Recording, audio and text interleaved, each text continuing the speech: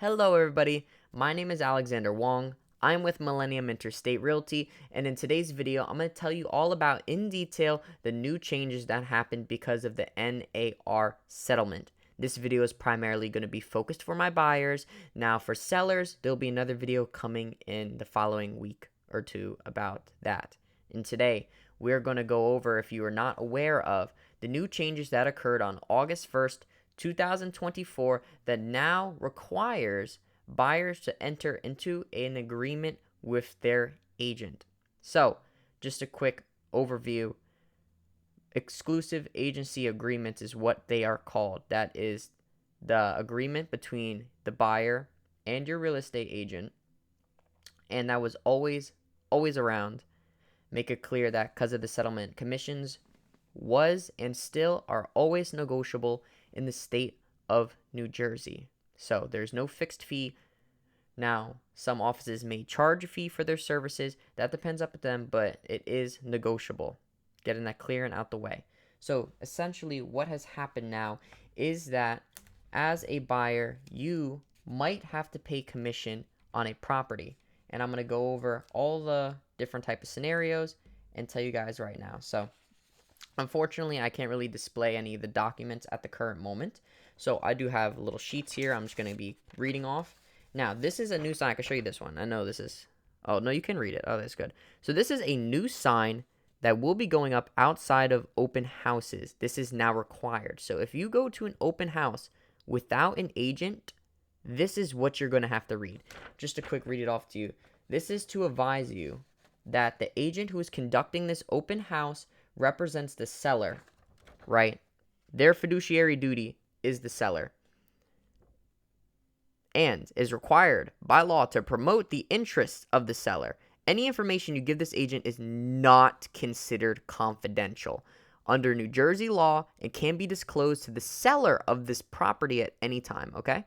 So you as the buyer are entitled to have somebody represent you as a buyer's agent. If you are interested in this property, the duties of a buyer's agent includes helping you evaluate the property, prepare an offer on the property, and negotiate in your best interests. That's one of the most important key factors here. So if you as the buyer are already exclusively represented by a buyer's agent, you are required to disclose that information on the sign-in sheet.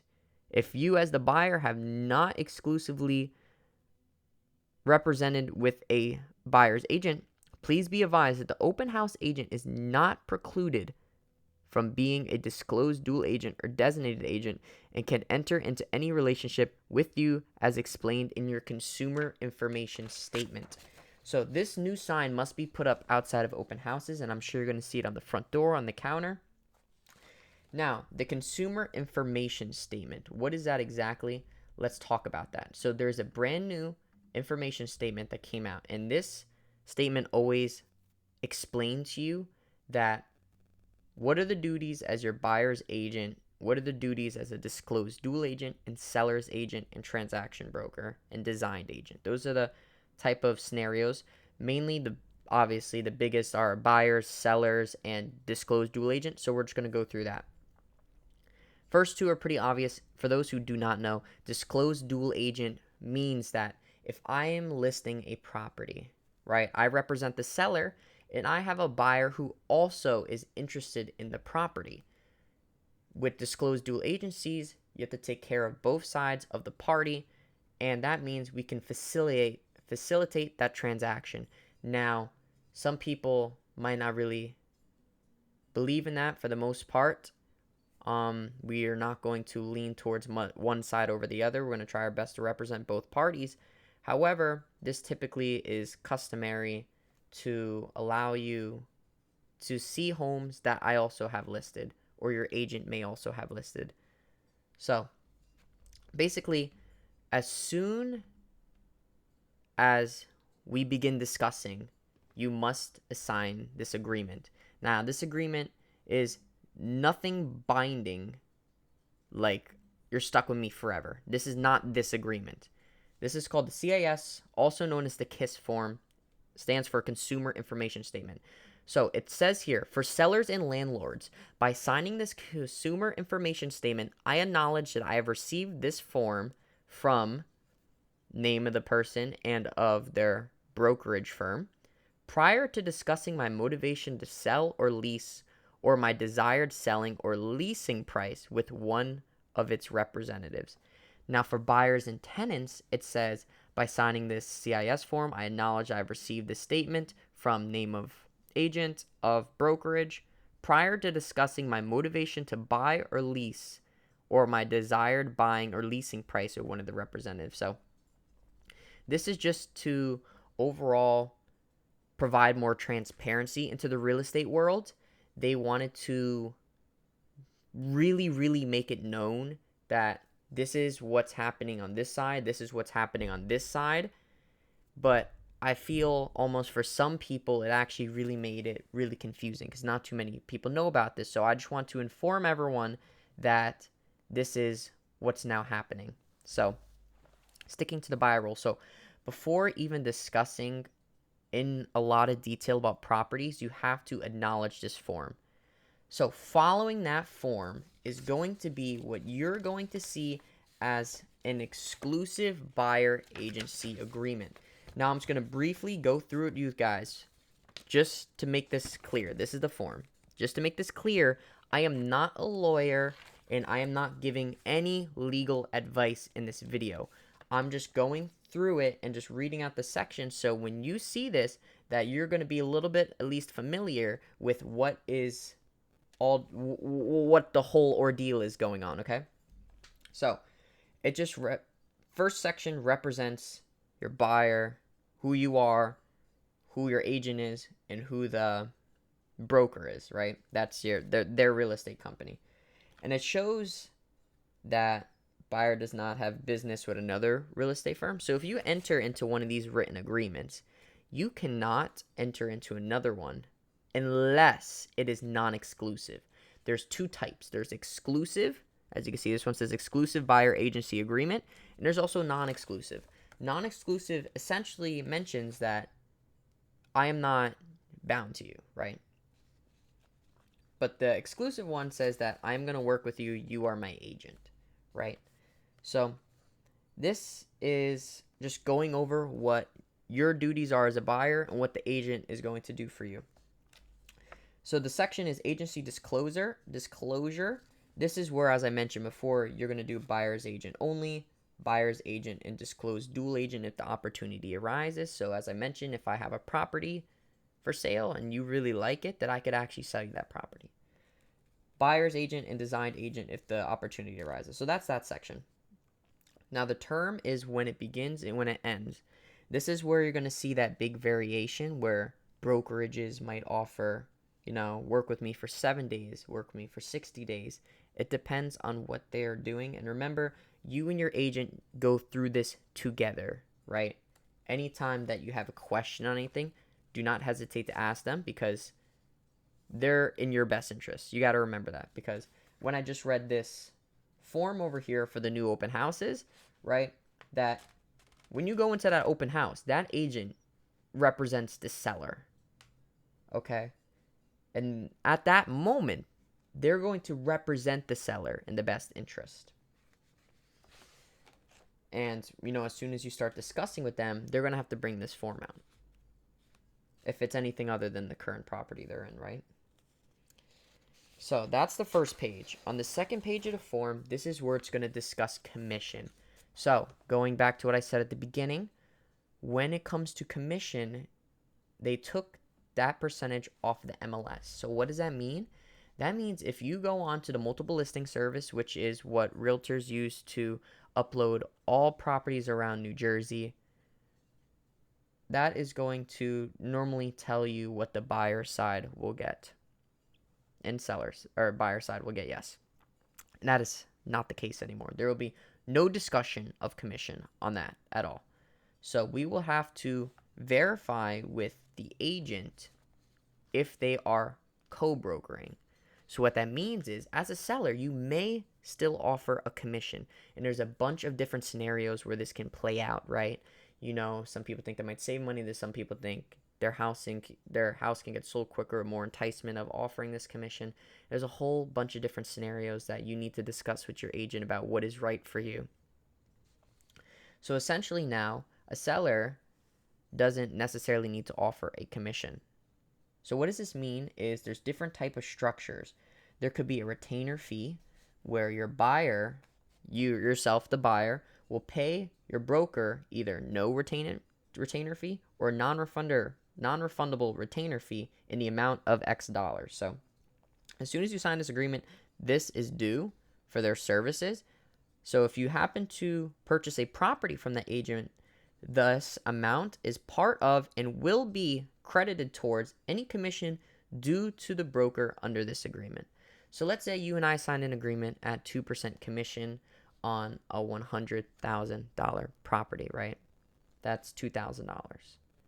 If my retainer fee was $1,000, you would only commission me $1,000 after closing. So, second section is the buyer agrees to pay the broker the following commission. You may either select a percent of the purchase price, flat fee, or other.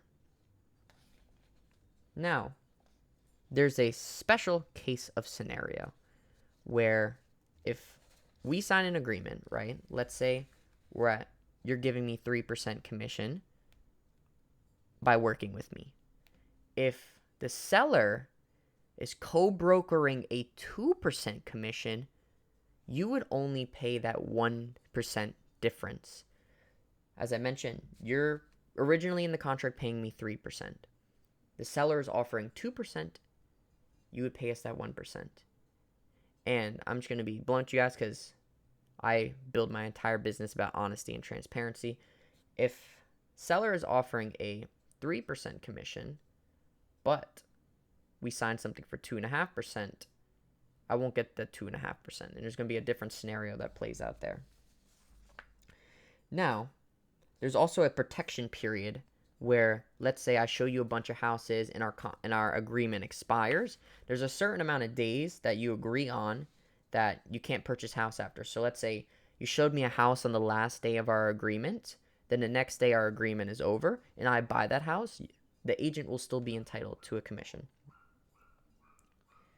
Now, with that being said, there is a section that you can choose as well for buyers.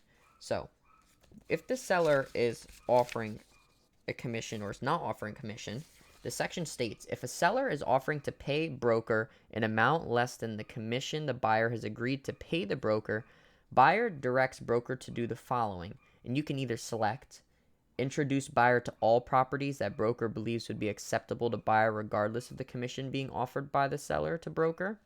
Do not introduce buyer to any properties where the following conditions exist. And then you could enter that there, and there's blank lines for that. Include in any offer to seller that seller will pay the broker's commission or other. So those are the 4 different scenarios. Include in any offer to seller that seller will pay the broker's commission is essentially stating, hey, I'll buy this house from you. I'll buy your house if you pay my agent's commission. Now, introducing buyer to all properties means that regardless, you will take a look at any properties if they're offering commission or they're not. Next is, as I mentioned before, stating what each side does, what the broker is going to do, what I'm going to do on your behalf, or not on your behalf, sorry, what I'm going to do with you, right? Like, just read off a couple. Use professional knowledge and skills to assist you and to negotiate for the price of your property, to help you understand all financial issues such as budget constraints, to schedule showings of property for buyers, that type of stuff. And it also states what you'll do. And it goes a little bit more information about other potential buyers, what dual agency happens, designated agency, no warranties, representation, the termination and breach of contract, and all that. So there's also additional terms you could fill in, but there's a bunch of empty space in case you need that.